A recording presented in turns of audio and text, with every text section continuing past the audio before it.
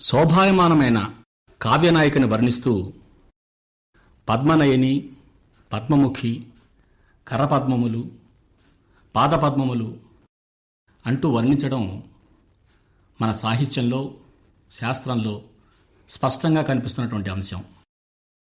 అటువంటి కావ్యనాయికకు నాట్యరంగంలో ప్రతిరూపమనదగిన శోభానాయుడు గారికి పద్మశ్రీ పురస్కారం లభించడం ఎంతో ఔచిత్యవంతమైనటువంటి విషయం. శోభానాయుడు గారు, ముందుగా అభినందనలండి. చాలా థ్యాంక్స్ అండి, మీ కాంప్లిమెంట్స్ కూడా చాలా థ్యాంక్స్. శోభానాయుడు గారు, పద్మశ్రీ పురస్కారం లభించింది అని వినగానే మీకేమనిపించింది? ఏ కళ గాని, ఏ విద్య గాని గుర్తింపు అనేది ఉన్నప్పుడు ఇంకా ఏదో చేయాలని అనిపిస్తుందండి. ఒక పరీక్ష రాసినప్పుడు పాస్ అయినా, గోల్డ్ మెడల్ వచ్చినా మనం ఇంకా ఏదో సాధించాలనిపిస్తుంది. లేదా ఫెయిల్ అయ్యామనుకోండి, ఏదో మొక్కుబడిగా చదివేయటం, లేకపోతే ఇంకా ఆపేయడం జరుగుతుంది. అలా ఏ కళాకారునికి తను చేసిన కృషికి తగిన గుర్తింపు లభించింది, అది కూడా ప్రభుత్వం నుండి, కేంద్ర ప్రభుత్వం నుండి అనగానే ఇంకా అంతకు మించిన ఆనందం ఇంకోటి ఉండదేమో. అటువంటి ఆనందాన్ని నేను పొందగలిగాను. మొట్టమొదటిగా ఆ రోజు నేను ఊళ్ళో లేను, నెల్లూరు నుంచి రాగానే ఈనాడు పేపర్లో పెద్ద హెడ్డింగ్తో వచ్చిన అక్షరాలు చూసినప్పుడు నాలో కలిగిన ఆనందం మాటల్లో వర్ణించలేనిది. ఎందుకంటే మా తల్లిదండ్రులు ఉన్నప్పుడు మా నాన్నగారు అనేవారు, నువ్వు డాక్టర్ సీట్ వస్తే వదులుకున్నావు అంటే, లేదు నాన్న, నేను కూచిపూడి నాట్యంలో డాక్టరేట్ తెచ్చుకుంటాను అని.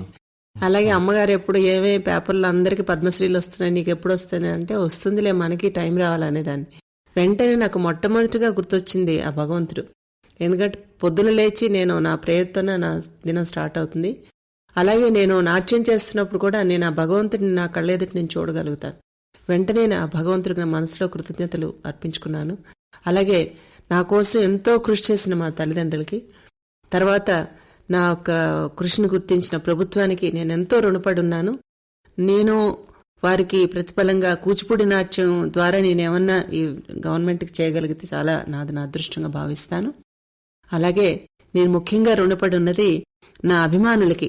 ప్రతి ప్రదర్శనలకు కూడా హాల్ నిండుగా వచ్చి వారి కరతాళ ధ్వనులతో నాకు ఎంతో ప్రోత్సాహాన్ని ఇస్తూ ఇంకా బాగా చేయండి అని నాకు ప్రోత్సాహాన్ని ఇచ్చారు పత్రికా విలేకరులు. వీరందరికీ కూడా నేను ఈ అవార్డు అనేది వీరందరికీ చెందుతుందని నా అభిప్రాయం. బాగుందండి. ప్రేక్షకులకి రసానందం కలిగించే మీకు ఈ వార్త ఒక చిన్న రసస్పందన కలిగించింది అంటారు. చాలా సంతోషం అండి. శోభానాయుడు గారు, ముఖ్యంగా ఈ నాట్యరంగంలో మీరు ఇన్నాళ్టి కృషిలో ఏమిటి సాధించాను, ఎందుకు ఈ గుర్తింపు వచ్చింది అని మీరు ప్రధానంగా భావిస్తున్నారు? మీ విశిష్టత ఈ రంగంలో ఏమిటని మీరు అనుకుంటున్నారు? మీరు సాధించానని మీరు అంటున్నారు, నేనేం సాధించలేదని నేను అనుకుంటున్నాను. నేను చేరాల్సిన గమ్యం యొక్క మజిలీలో మొట్టమొదటి మెట్టులోనే నేనున్నాను. ఇంకా చేయవలసింది ఎంతో ఉంది, కానీ కొంత చేశాను. నేను చెప్పడానికి కూచిపూడి ఆర్ట్ అకాడమీ మేము ఇక్కడ స్థాపించడం జరిగింది. తర్వాత మా అకాడమీ తరపు నుంచి 11 బ్యాలెస్ చేశాం ఇప్పటికి. 11 బ్యాలెస్లో కూడా స్వయంగా నేను రూపొందించినవి 7 బ్యాలెస్. ఆ తర్వాత ఇప్పుడు నా దగ్గర నుంచి శిక్షణ పొందిన స్టూడెంట్స్ అందరూ కూడా 100లో ఉన్నారు. వారు కొన్ని కారణాల వల్ల కొంతమంది మానేయటం జరిగిన చాలా మంది వారు శిక్షణ నెలకొల్పి శిక్షణ ఇస్తున్నారు.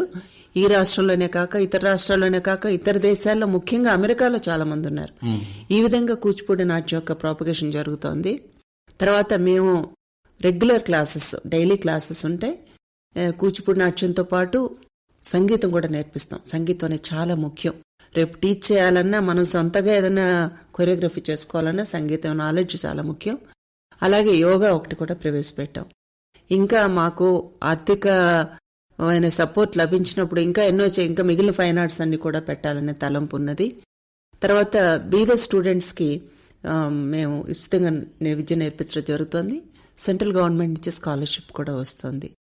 తర్వాత నేను అటు ప్రదర్శనలు ఇస్తున్నాను, ముఖ్యమైన ప్రదర్శనలు మాత్రం. ఇటు నేను నా శిష్యుల్ని తయారు చేస్తున్నాను.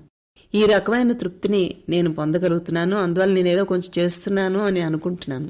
సాధారణంగా మరి నృత్యంతో ఈ సంగీతాన్ని, ముఖ్యంగా యోగాని కూడా ఇవాళ మీరు అనుసంధానం చేయడం అనేటువంటిది నిజంగా ఒక విశిష్టమైనటువంటి సంగతి అని చెప్పి మనం చెప్పాలి. శోభానాయుడు గారు, ఈ సాంప్రదాయబద్ధమైనటువంటి ఈ కళలకి మరి ఈనాడు ఈ కంప్యూటర్ యుగం అంటున్నాం, ఈ గ్లోబలైజేషన్ అంటున్నాం, ప్రైవేటీకరణ అంటున్నాం. ఈ 21వ శతాబ్దంలో మరి ఆదరణ ముందు ముందు ఏ విధంగా ఉంటుందని మీరు భావిస్తున్నారు? ఇందుకు మీరు ఏం చేయగలరు అనుకుంటున్నారు? అంటే దీనిలో కూడా ఏమైనా మార్పులు, ఈ సాంప్రదాయానికి భిన్నంగా మరి ఏమైనా ప్రయోగాలు మీరు చేసినవి, చేయబోతున్నవి ఈ 21వ శతాబ్దంలో ఎలా ఉంటుందని మీరు భావిస్తున్నారు? మార్పు అనేది చాలా సహజం అండి. మార్పు అనేది లేకపోతే మీరు కూడా నేను కూడా చూడం. ఎందుకంటే ఒకప్పుడు కూచిపూడి నాట్యం వేదిక లేకుండా అప్పటికప్పుడు కట్టుకొని చేయటం, లైట్లు లేకుండా హరికన్ ల్యాంతర్తో చేయటం, మేకప్ సామాన్లు లేకుండా ఏవో మామూలు ఆకులు పొళ్ళుతో చేయటం, ఇలా మైకులు లేకుండా వాళ్లే పాడడం ఉండేవి. మరి ఆ రకంగా ఈరోజు చేస్తే ఎవరు చూడరు. అందువల్ల మార్పు అనేది చాలా సహజం. అలాగే డాన్స్లో కూడా చాలా మార్పులు వచ్చాయి. ఒకప్పుడు కొన్ని సోలో ఐటమ్స్కే పరిమితం అయి ఉండేది, కొన్ని నాటకాలకే పరిమితం అయ్యింది. ఈ రోజు కూచిపూడి నాట్యంలో చేయలేనిది అంటూ ఏమీ లేదు. ఆఖరికి మేము సోషల్ సబ్జెక్ట్స్ కూడా తీసుకొని, అంటే చండాలిక, రవీంద్రనాథ్ ఠాగూర్ చండాలిక తెలుగులో అనువదించి దాన్ని చేశాం. తర్వాత ఇప్పుడు స్త్రీల సమస్యలు చాలా బాధిస్తున్నాయి.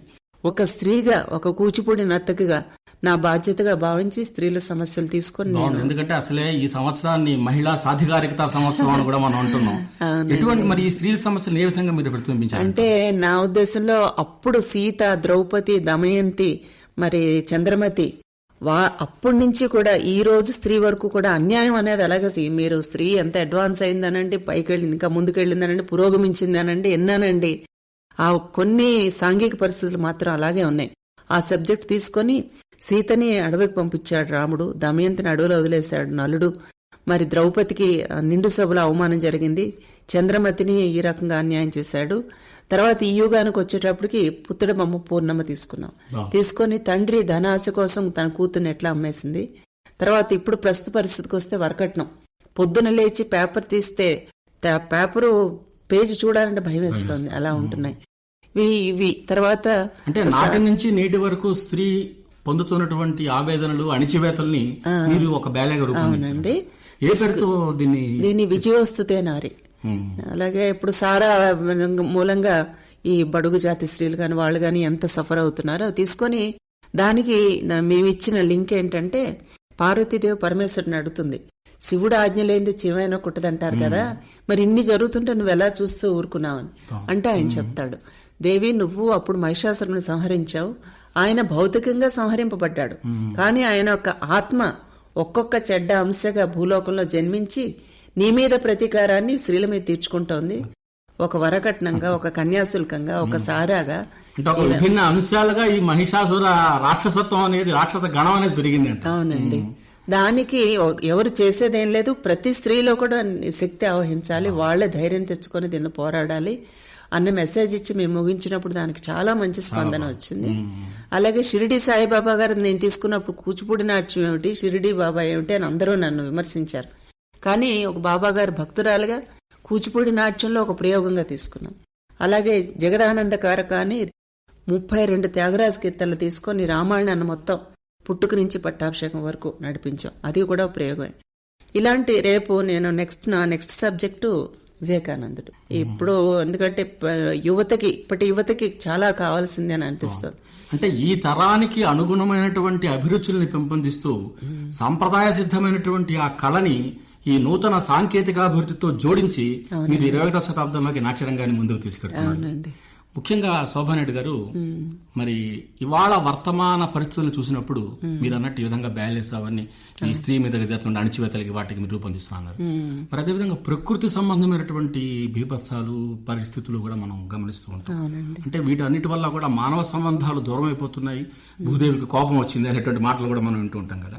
కాబట్టి ఇటువంటి సందర్భంలో ఒక కళాకారునిగా, ఒక కళాకారులుగా అసలు ఏమిటి కళాకారుల యొక్క కర్తవ్యం? మీరు ఏమని భావిస్తున్నారు? ఈ భూకంపం వంటి ఉదాహరణకి ప్రతిస్పందనగా మీరు ఏమనుకుంటున్నారు? నిజంగా ఆ వార్త చూసినప్పుడు అండి, ఒక పక్క పద్మశ్రీ వచ్చిందని ఎంత ఆనందించానో, ఇమ్మీడియట్ గా న్యూస్ రావడం చాలా బాధ వేసింది అనమాట. ముఖ్యంగా వార్తల్లో వారు చెప్తున్నప్పుడు పిల్లలు రిపబ్లిక్ డేకి వెళ్లి ఆ పతాకాలను అట్లా పట్టుకొని అలాగే వాళ్ళు సమాధి చేయబడ్డారు.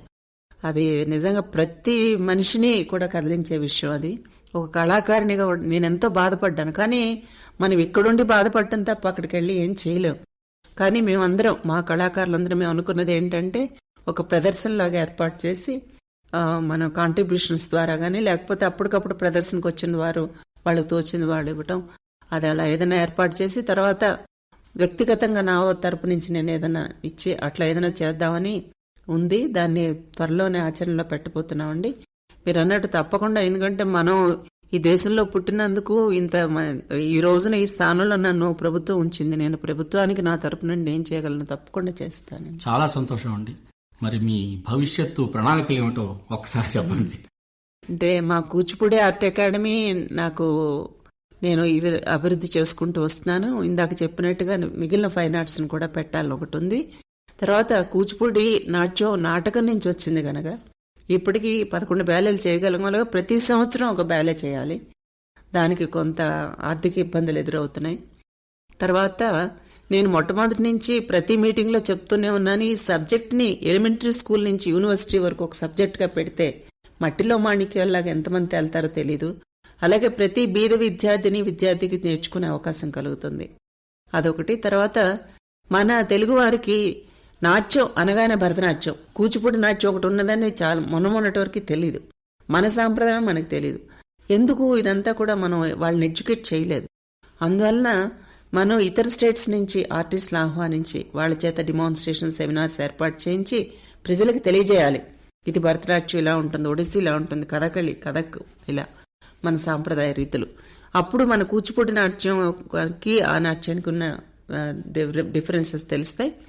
దీనివల్ల ఏంటంటే ఒకటి మనం ప్రజలను ఎడ్యుకేట్ చేయటం, రెండవది మన మధ్య ఉన్న సంబంధ బాంధవ్యాలు పెంపొందుతాయి, మానవ సంబంధాలను కూడా పెంపొందుతాయి. ఇప్పుడు ఇండియా నుంచి ఆర్టిస్టులను విదేశాలకు పంపిస్తున్నారు. వారు ఏ భాష మన సాంప్రదాయం తెలియకపోయినా ఎంతో అప్రిషియేట్ చేస్తారు మన వాళ్ళకంటే. అందువల్ల మన కల్చర్ ఈ రోజున ప్రపంచం అంతా గౌరవిస్తుంది మన విద్య అంటే. అలాగా ఈ సంబంధ బాంధవ్యాలు పెంపొందితే అలా ఆర్టిస్టు రిలేషన్షిప్స్ కూడా. కాబట్టి నృత్యం అనేటువంటిది ఈ హావభావాలతో కూడినటువంటి ఒక ప్రపంచ భాష, దానికి మామూలు భాష దక్కదు.